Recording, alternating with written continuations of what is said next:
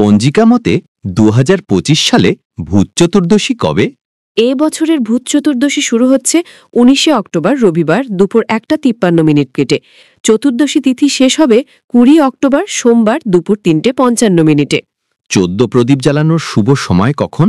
14 প্রদীপ জ্বালানোর শুভ সময় হল 19 অক্টোবর রবিবার সন্ধে 5:18 থেকে সন্ধে 6:45 পর্যন্ত। শাস্ত্রমতে বাড়ির কোথায় কোথায় 14 প্রদীপ জ্বালানো উচিত? বাড়ির উত্তর, দক্ষিণ, পূর্ব, পশ্চিম, উত্তর পূর্ব, দক্ষিণ পূর্ব, উত্তর পশ্চিম, দক্ষিণ পশ্চিম বা ছাদে। ছাদে জ্বালানো সম্ভব না হলে বাড়ির মধ্যবর্তী স্থানে জ্বালানো যেতে পারে। 14 প্রদীপ জ্বালানোর নিয়ম কি? প্রদীপ মাটির তৈরি হতে হবে। সদর দরজায় রাখা প্রদীপ দুটি 4 মুখ হলে ভালো হয়। প্রদীপের মধ্যে ঘি ও কর্পূর মিশিয়ে জ্বালানো উচিত।